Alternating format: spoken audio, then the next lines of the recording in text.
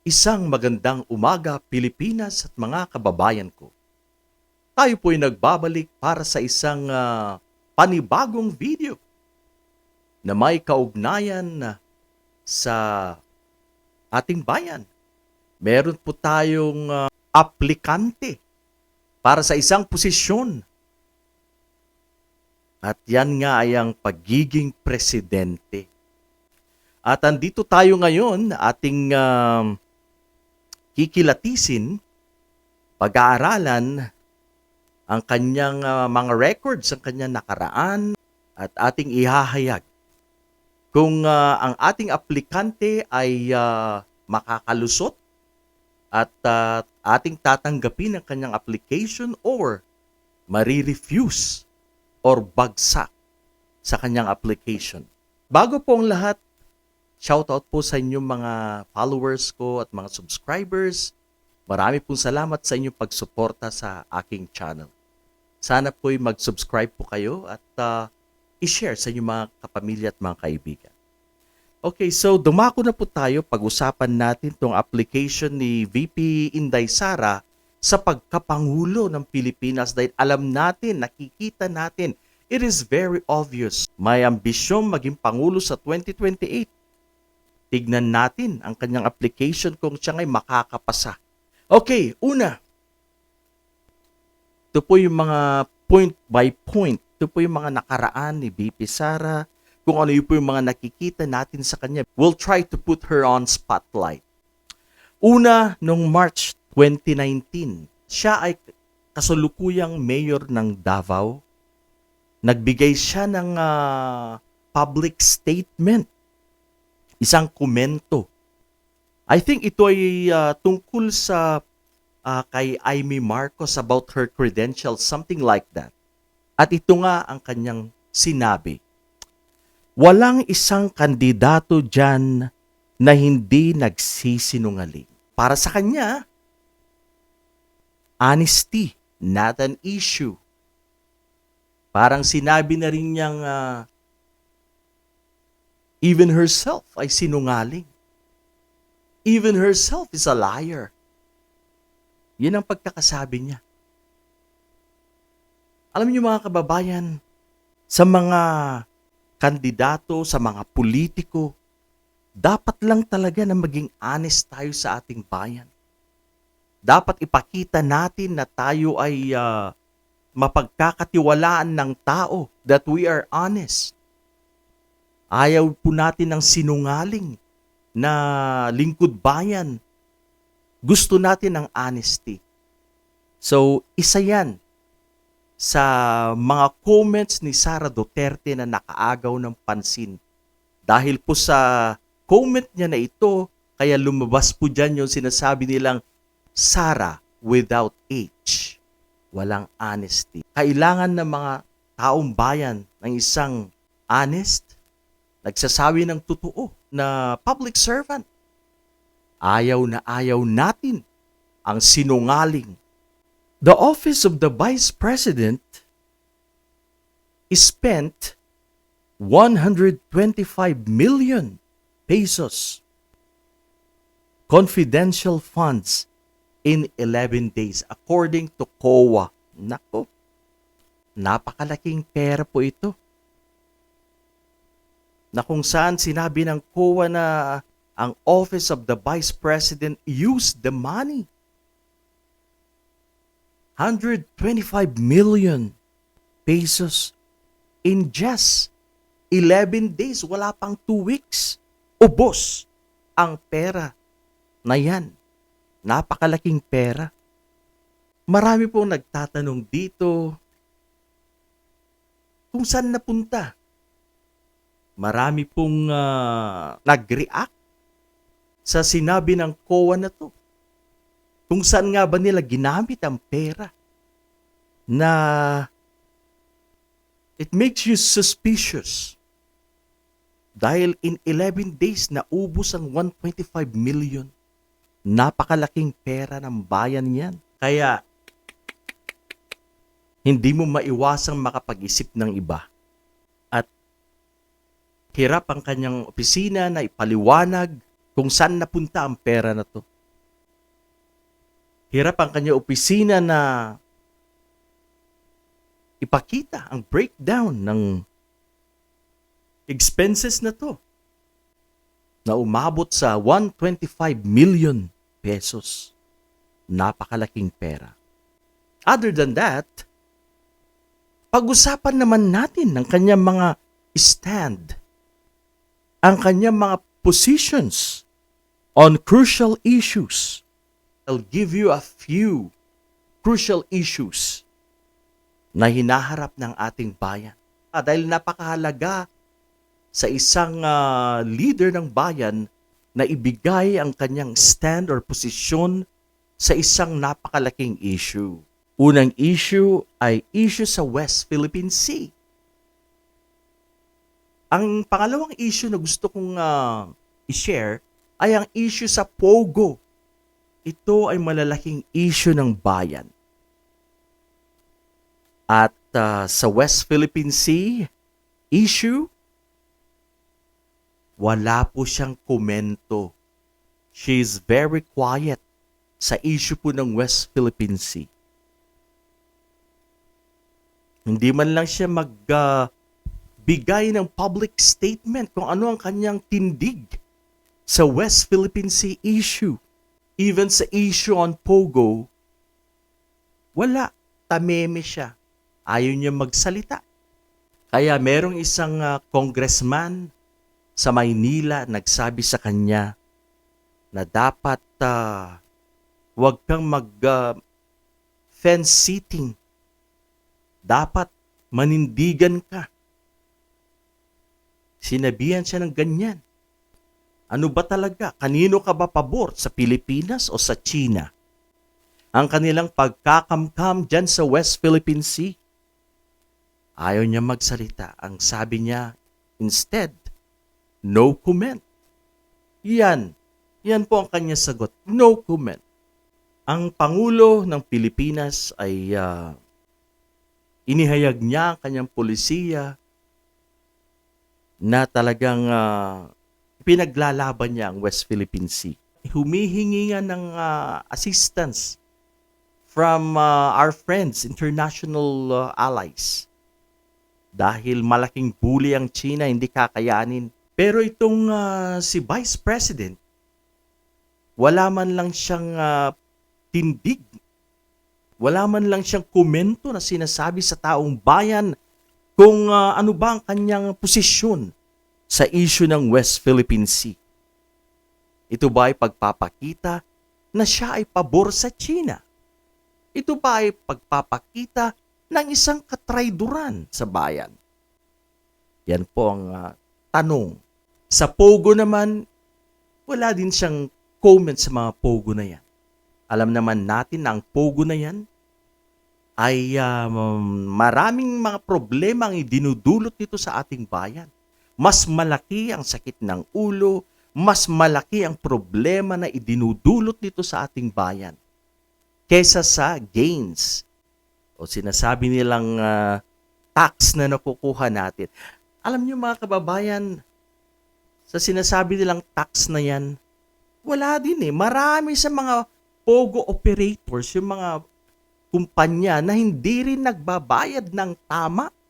Mga kalukuhan din. So, that is a case of tax evasion or underpayment.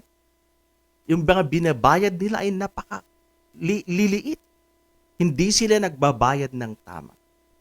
Para sa akin po, dapat lang na i-ban or totaling paalisin ang Pogo na yan. I-deport ang mga operators, ang mga may-ari ng Pogo na yan. Dahil mas malaki ang kasiraan natin dito kaysa sa gains na sinasabi. And BP Sara has been so quiet sa issue ng Pogo. Wala siyang mga comment o nagbibigay ng public statement. Wala. Ang dapat, ang isang leader, o pinuno, dapat meron siyang paninindigan, meron siyang posisyon sa mga major issues ng bayan. Wala siyang boses sa West Philippine Sea. Very quiet siya sa Pogo. Pero, tungkol sa puganting alleged rapist na pastor na kaibigan nila.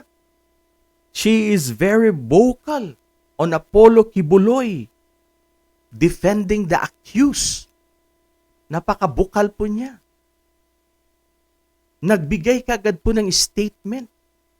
And she sounded like, para siyang abogado ni Kibuloy.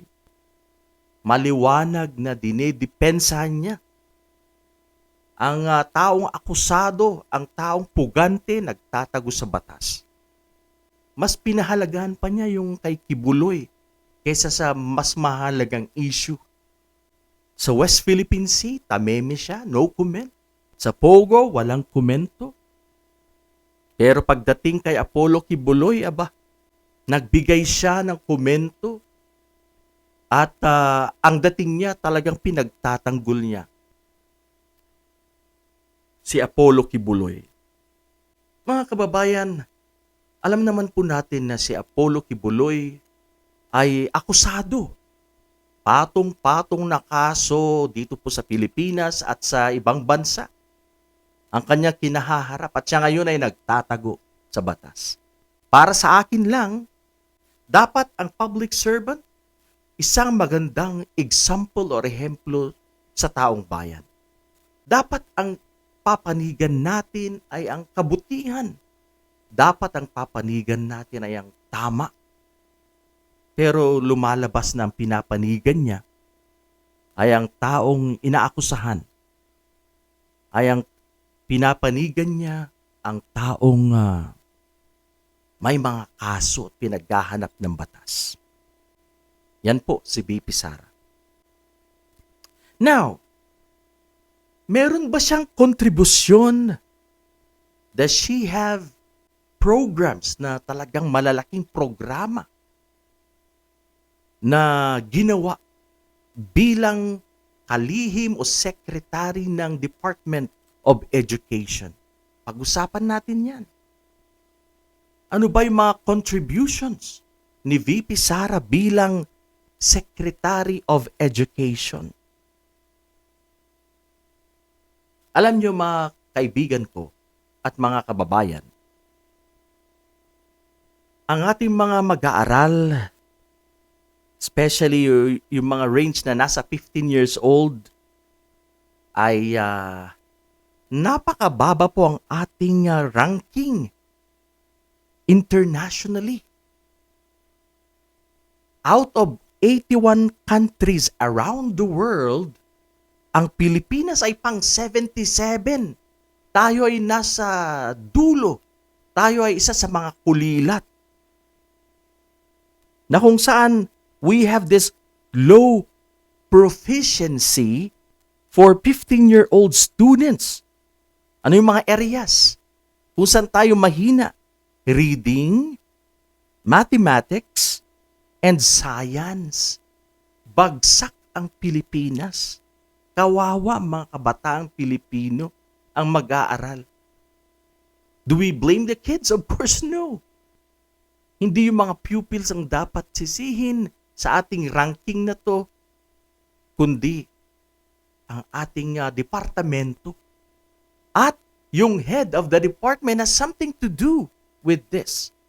Kailangang gumawa siya ng paraan para ma-improve at para unti-unting mapataas ang ating level.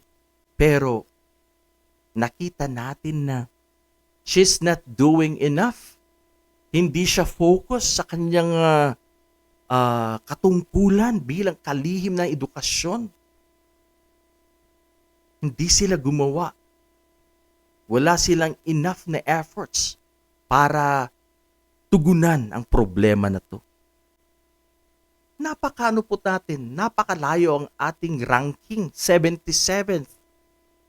Sa loob ng 81 countries around the world. Nangulelat po tayo. Isa po tayo sa mga kulelat na bansa. And yet, iba-iba ang focus ng ating Secretary of Education o dating Secretary of Education. Ginawan ba niya ng paraan? Or did they try enough Ito ay isang malaking hamon sa kanya bilang secretary. Isang malaking pagsubok. Dapat ginawan niya ng paraan. Wala siyang nagawa para dito. Instead, ang pinofocus nila is yung pagre-red tag. Napakalayo. Nasa edukasyon siya and she was deeply involved sa red tagging na yan. Although, alam natin na may position siya sa ELCA. Pero dapat ang pagtuunan niya ng pansin ay ang mga mag-aaral na Pilipino. At hindi maganda yung red tagging na yan. Nag-aakusa ka na wala ka namang solid na katibayan. Yan ay mapanira sa mga tao. That's against human rights. Yang pagre-red tag na yan. Hindi maganda. Ang kanyang ipinamalas. She was deeply involved dito sa grupo na to na kung saan sila'y nagre-red tag.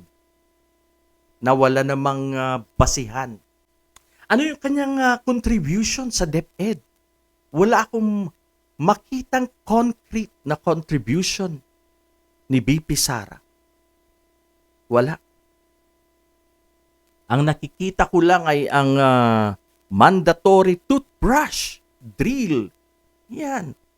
Alam nyo mga kababayan, nung bata pa ako, andyan na yan yung toothbrush na yan. Programa ng gobyerno, Department of Health, na they're working in parallel with the Department of Education, DOH at saka DepEd.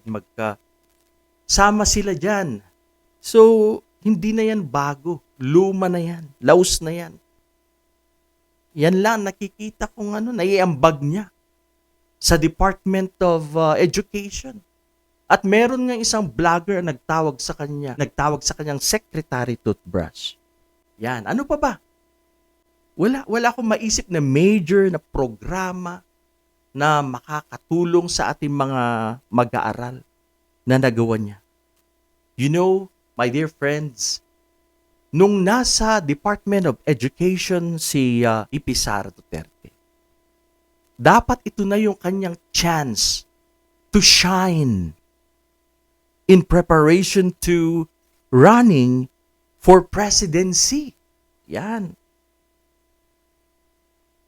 But did not impress the people. Ito na sana yung kanyang pagkakataon na magpakitang gilas, gumawa ng magaganda para sa bayan dahil tatakbo siya, dahil may ambisyon siya maging Pangulo ng Pilipinas. Walang na-impress sa kanyang performance sa Department of Education. Ang mga tao ay disappointed sa kanya bilang kalihim ng DepEd. Wala siyang magandang gawa para sa mga guro. Hindi lang pala sa mga estudyante, para sa mga guro. At naalala ko, wala din siyang support sa presidente. Yung pong signing ng batas na, I can't remember exactly the name of the law, na kung saan pinirmahan nila yung batas na magbibigay ng extra bonus para sa mga expenses ng mga teachers sa kanilang pangangailangan. Pinirmahan ni President Marcos, and she was not around. Absent siya, hindi siya dumalo. Na dapat nandun siya. Dapat nandun ang suporta ng Secretary of Education. Kailangan siya dun. Pero hindi siya nagpakita. Not a good thing. Sana ito na yung magandang pagkakataon para ipakita ang kanyang kagalingan, ipakita ang kanyang pagserbisyo at pagmamahal sa mga mag-aaral. Pero ang taong bayan ay disappointed. We're not happy of her performance as Secretary of Education. Wala siyang maipapamana or maipapasa na legasiya sa kabataang Pilipino. Wala siyang solidong programa na nagawa. Now, former Vice President Leni Robredo, with limited budget sa Office of the Vice President, has done a lot of things. She has done a lot for the Filipino people. Lalong-lalo na po sa education sector. Napakaraming nagawa ni VP Leni Robredo. Kahit na wala siyang confidential funds, napakarami ang kanyang nagawa. Isa po sa malaking nagawa ni Vice President or former Vice President Leni Robredo ang pagpapagawa ng mga matitirhan ng mga estudyante galing sa malalayong mga lugar. Dahil nakita nga nila sa kanilang research at pagsaliksik na ang isa sa mga rason kaya mataas ang dropouts ng mga estudyante na to ay galing pa sila sa malalayong lugar. Kaya maraming absences at hindi na nila natatapos yung kanilang pag-aaral dahil napakahirap ang buhay, lakarin nila ilang ilog, galing pa sa bundok, etc. etc. Kaya ginawan ng paraan ni former Vice President Leni Robredo, gumawa sila ng mga matitirhan ng mga estudyante na malapit mismo o sa loob mismo ng paaralan. At napaka-positive po ang resulta ng project na ito ni VP Leni Robredo. Alam niyo po si VP Leni Robredo, believe talaga ako sa kanya. Napakagaganda po yung kanyang mga proyekto, mga programa, malalim mag-isip. Talagang para sa bayan, para sa mga Pilipino. Pero hindi ko po yan nakita kay VP Sara. Nung siya po'y nakaupong Secretary ng Education. Ang laki pa naman. Wala siyang excuse dyan dahil napakalaki ng budget niya. May confidential funds pa nga siya dyan.